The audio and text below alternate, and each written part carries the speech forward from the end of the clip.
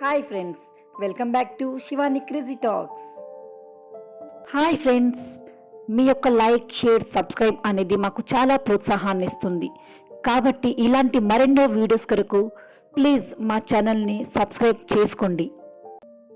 అరటి తోటలో ఆంటీ అందాలు. హాయ్ ఫ్రెండ్స్, నేను మీ దేవా. ఈ స్టోరీ నాకు తెలిసిన వాళ్ళది. వాళ్ళ ఇంట్లో అశోక్ వాళ్ళ అమ్మా నాన్న ఉంటారు. ఒకరోజు వాళ్ళ నాన్నగారు ప్రమాదంతో మరణించారు. వాళ్ళు విశాఖపట్నంలో ఉంటారు. అశోక్ వాళ్ళ అమ్మ అచ్చం సినిమా హీరోయిన్లా ఉంటుంది. తేనె లాంటి పెదాలు, తన నాజుకైన మెడ మరియు వయ్యారి నడుము చాలా బాగుంటాయి. ఎవరికైనా ఆమెను చూడగానే నేరుగా పట్టుకొని హత్తుకోవాలి అనిపిస్తుంది. ఆమె అందాల వల్ల ఇంట్లో అశోక్ ఫ్రెండ్స్ తరచూ రావడం జరిగేది. కానీ వాళ్ళ నాన్న చనిపోవడం జరిగినప్పటి నుండి ఆమె ఒంటరిగా అయ్యింది. ఆ ఒంటరి పక్షిని వాళ్ళ అబ్బాయి ఫ్రెండ్ కోరుకోవడం జరిగింది. అది ఎలా జరిగింది? వాళ్ళ భర్త చనిపోయాక ఎటువంటి మార్పులు వచ్చాయి?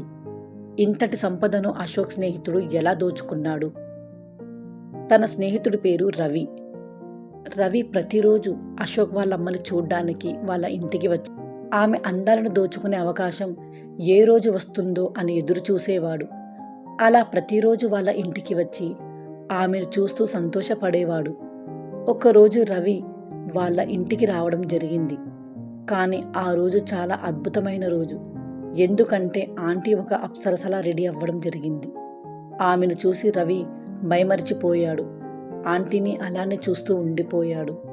అది ఆంటీ గమనించింది. ఏమైంది రవి, అలా చూస్తున్నావు అని అడిగింది. ఏమీ లేదు ఆంటీ అని చెప్పాడు. ఏమీ లేకపోతే ఎందుకలా చూస్తున్నావు తినేసేవాడిలా అని అడిగింది. అప్పుడు రవి, మీరు ఈరోజు చాలా అందంగా ఉన్నారు ఆంటీ అని చెప్పాడు. దానికి ఆమె నవ్వుతూ, చాలే నీ మాటలు, సైలెంట్గా ఉండు అని చెప్పి సిగ్గుపడుతూ తన పని చేసుకుంటూ ఉంది. రవి మాత్రం ఆంటీనే చూస్తున్నాడు. రవి, ఎందుకలా కొత్తగా చూస్తున్నావు అంది. అప్పుడు రవి, మీరు నాకు నచ్చారు ఆంటీ అని చెప్పాడు. అవునా, ఎందుకు అంతగా నచ్చాను అని అడిగింది. మిమ్మల్ని చూడగానే ఎదలో కోరికలు పుట్టుకొస్తాయి. మనసు మీకే కోరుకుంటుంది ఆంటీ, మీతో ఏ అని రవి అలా చెప్పేసరికి ఆమెకు ఏం మాట్లాడాలో అర్థం కాలేదు. కోపంగా చంపపై ఒకటి కొట్టి రవితో కొన్ని రోజుల వరకు మాట్లాడలేదు. ఒకరోజు ఆంటీకి అర్జెంటుగా ఒక చోట వెళ్ళే పని పడింది. అప్పుడు వాళ్ళ కొడుకు అశోక్ రవికి ఫోన్ చేశాడు. బైక్ తీసుకొని మా ఇంటికి రా, మా అమ్మకి కాస్త బయటికి తీసుకువెళ్ళాలి అని చెప్పాడు. రవి అశోక్ వాళ్ళ ఇంటికి వచ్చాడు. అశోక్కి బైక్ నడపడం రాదు కాబట్టి రవిని వాళ్ళ అమ్మకి తోడుగా వెళ్ళమన్నాడు. అప్పుడు ఆమె రవితో తిరిగి మాట్లాడింది. నాతో ఫలానా పనికి తోడుగా వస్తావా అని. ఓకే ఆంటీ, ఏ పనికైనా ఎక్కడికైనా మీతో రావడానికి నేను రెడీ. ఎక్కడికి వెళ్ళాలి అని అడిగాడు. ఆమె వివరాలు చెప్పింది. ఇద్దరు బండిపై బయలుదేరారు. రవి ఇదే దొరికిన అవకాశమని బ్రేక్ వేస్తూ ఆంటీని టచ్ అవ్వడం లాంటివి చేస్తున్నాడు. ఆంటీకి కూడా అర్థమవుతుంది రవి చేసే చిలిపి వేషాలు. అలా వాళ్ళు వెళ్ళేసరికి సాయంత్రం అయ్యింది.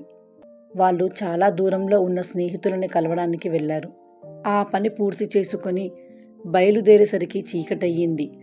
వర్షాకాలం కావడం వల్ల వర్షం కూడా మొదలయ్యింది. అప్పుడు రవి ఆంటీని గట్టిగా పట్టుకోమని బండిని ఫాస్ట్గా పోనిచ్చాడు. వర్షం జోరికి పక్కనే ఉన్న ఒక తోటలో వెళ్ళారు. అది అరటి తోట. ఆ తోటలో ఒక ఇల్లు కనిపించింది. వర్షం ఆగేంత వరకు ఇక్కడే ఉందాం అనుకొని వాళ్ళిద్దరూ బండి దిగి ఇంట్లోకి వెళ్ళారు. కానీ ఆ ఇంట్లో ఎవ్వరూ లేరు. ఇల్లంతా చీకటిగా ఉంది. ఆ ఇంట్లో చాలా అరటి గెలలు, అరటాకులు ఉన్నాయి. ఇద్దరు వర్షంలో తడిచిపోయారు. రవి తన మొబైల్ టార్చ్ ఆన్ చేసి ఒక పక్కన పెట్టాడు. వానతడి వల్ల ఆ టార్చ్ వెలుతురికి ఆంటీ ఇంకా అందంగా కనిపిస్తుంది. రవి కన్ను ఆర్పకుండా ఆమెను చూస్తున్నాడు. వర్షం బాగా జోరుగా కురుస్తుంది. తను తడి బట్టలతో చలికి వణుకుతుంది. ఇక అప్పుడే వర్షం ఆగదులే రవి, ఈ రాత్రికి ఇక్కడే పడుకొని వర్షం ఆగాక వెళ్ళిపోదాం అని చెప్పింది ఆంటీ. ఆ మాట విన్న రవి సంతోషాన్ని ఆపుకోలేకపోయాడు. సరే ఆంటీ, మీ ఇష్టం.